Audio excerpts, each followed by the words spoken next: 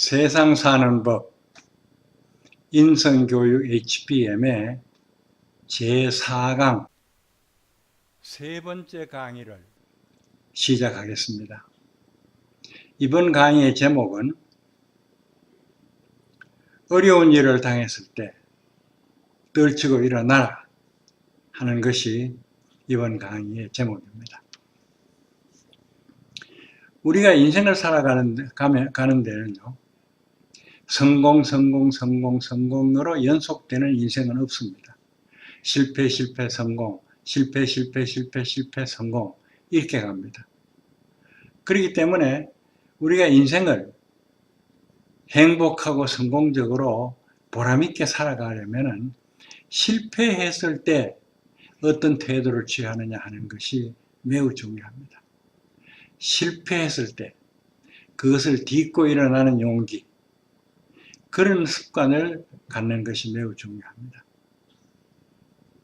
이것을 7전8기라고도 합니다. 7번 넘어지더라도 8번 일어서라 하는 게 7전8기입니다. 그 다음에 전화위복이라고 합니다. 나쁜 일을 당했을 때 주저물러 앉지 말고 그걸 자기의 힘으로 복으로 바꾸라 이겁니다. 전화위복, 화를 복으로 바꾸라 이런 얘기입니다. 또 실패는 성공의 어머니다. 뭐 이런 말도 있죠. 영어로는요, 이렇게 해서 그 실패 어려움에서부터 딛고 일어나는 능력을 가지고 resilience라고 말합니다. 우리나라 말로 번역하면 탄력성이죠. 용수철을 눌렸다 놓으면은 제자리로 복원이 됩니다. 이게 탄력성입니다. 그러니까 사람도 어려움을 당했을 때 마치 용수철처럼 탁 튀어서 제자리로 돌아가는 능력, 그것이 탄력성입니다. resilience입니다. 그러면은 이 resilience에 대한 이야기를 시작하겠습니다. 지금 이 그림을 보세요. 여러분들이 잘 아시는 아브라함 링컨입니다. 링컨은 알다시피 훌륭한 대통령, 세계적인 위인입니다. 그런데 여기 쓰여 있는 글들은요, 그가 실패하고 성공한 경력을 써놓은 겁니다. 여기서 검은 것은 실패한 거고 붉은 것은 성공한 겁니다. 그러니까 실패, 성공, 실패, 성공해서 수많은 성공, 실패 가운데 성공한 것은 3분밖에 없습니다. 그래서 아브라함 링컨이야말로 실패를 많이 해본 사람입니다. 그런데 문제는 그 실패를 훌륭하게 딛고 일어서서 성공했다는 거죠. 그러니까 여러분들의 자제들이요, 학교에서 1등하고 싶어서 잘 안 됐다, 반장하고 싶어서 잘 안 됐다, 또는 여자친구하고 뭐 일이 잘못 돌아가고 있다, 원하는 대학에서 떨어졌다, 뭐 이런 것들은 인생을 살아가는 데 있어서 당연히 겪는 실패들입니다. 그때마다 좌절하지 않고 다시 일어나는 resilience, 복원력을 길러주는 것이 매우 중요합니다. 그 다음에 두 번째 얘기입니다. 이지선 씨의 얘기입니다. 지선아 사랑해 하는 책이 한동안 베스트셀러였습니다. 그 이지선 씨가 조선일보하고 인터뷰한 기사 내용 중에서 그것을 발췌해서 제가 제 책에 실었는데 그것을 한번 읽어보기로 하겠습니다.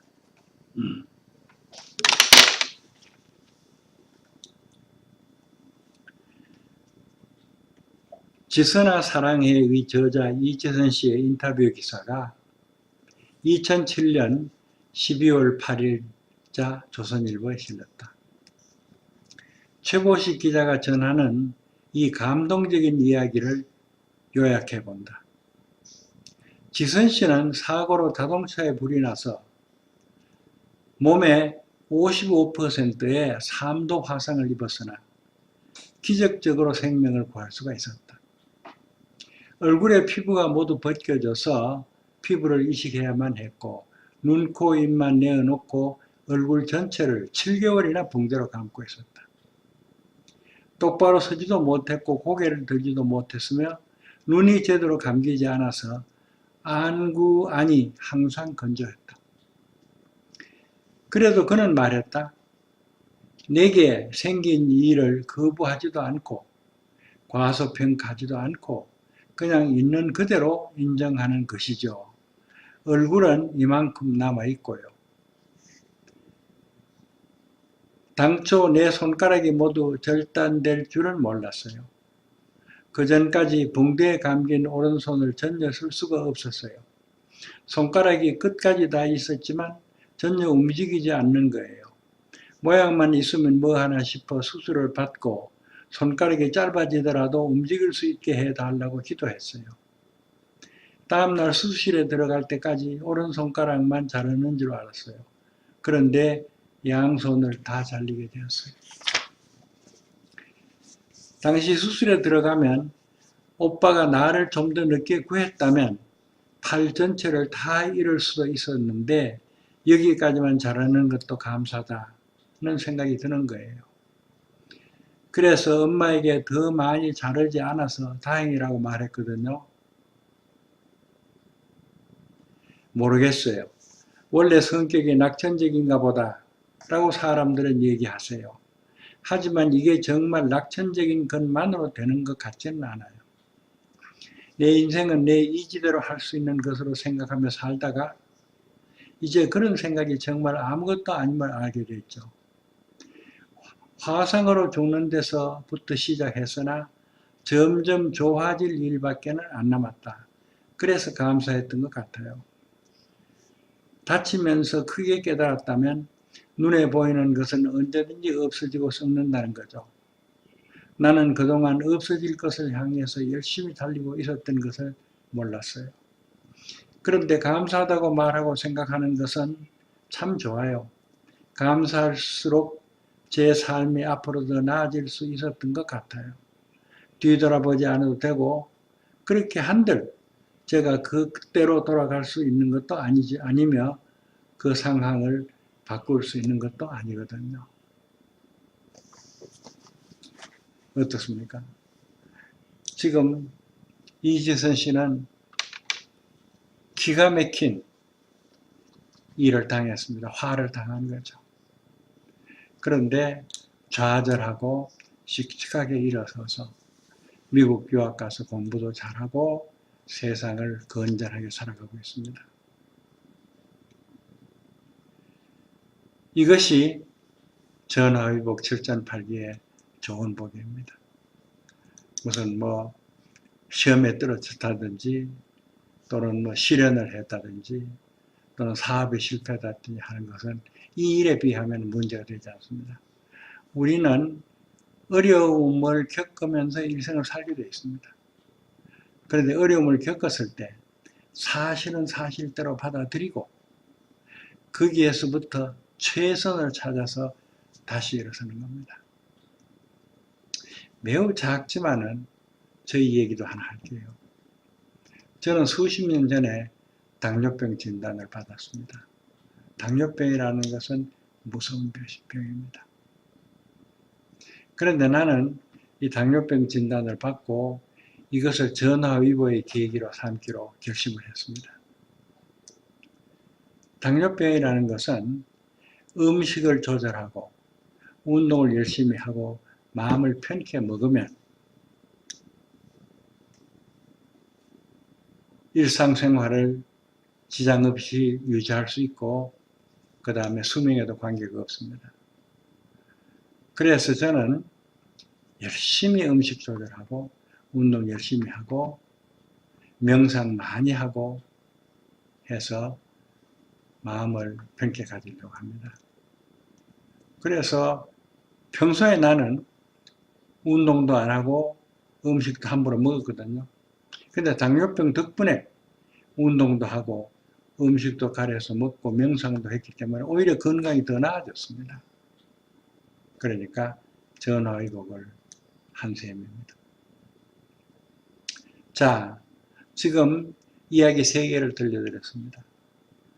그러면은 우리 HPM이라는 것은 이야기 듣는 것으로 끝나는 게 아니고 여기서부터 시작입니다. 여기서 시작해서 그 교훈을 습관으로 만들어서 일상생활에 실천을 하면서 내 자신을 바꾸어 가는 겁니다. 그러니까 만약 이 강의를 듣는 분이 어머니라면요, 아이 붙들고 이 교훈을 116을 통해서, HPM 116을 통해서 습관으로 만들고 생활을 하도록 지도해야 됩니다. 그 116은 아시죠? 제1단계 이야기 듣는 것, 지금 얘기 들었어요. 1단계 끝난 겁니다. 보다 2단계는 이야기 외우는 것. 그래, 가족이 둘러앉아서 돌아가면서 이 얘기를 한 번씩 해봅니다. 3번째 단계는 소감을 얘기하는 것. 그러니까 아이들에게 얘기시켜보고 어른의 경험을 나눠주고, 그래서 1, 2, 3단계를 가지고 동기부여를 합니다. 다른 인성교육은 여기서 끝납니다. 그런데 우리 인성교육에서 출발합니다. 그러면은 문제는 이것을 습관화하는 일입니다. 그러니까 전화위복을 수만 번 되풀이해가지고 그것이 잠재의식 속에 딱 자리를 잡아서 그것이 자동적으로 그런 환경을 닿으면 그 생각이 나도록 그렇게 반복하는 겁니다. 그것이 5번째 단계고요. 그런데 6번째 단계는 아이들에게 실제로 그런 일을 상상을 해서 그런 일을 당하면 어떻게 할 것인가를 글로 써보게 하는 겁니다. 예를 들면 1등 하려고 마음먹었다가 3등밖에 안 됐을 때 어떻게 하겠다. 자기가 원하는 대학을 가려고 진학하려고 모든 고생을 열심히 하지만은 만약에 안 되면은 난 어떻게 하겠다. 졸업한 다음에 취직하려고 열심히 하지만은 그 원하던 직장에 못 갔을 때 나는 어떻게 하겠다. 이런 구체적인 사례를 미리 짐작해가지고 써놓는 것이 나중에 그런 일을 당했을 때 화를 면하는 좋은 예방법이 됩니다. 그러면은 다음 회에 다음 얘기가 계속됩니다.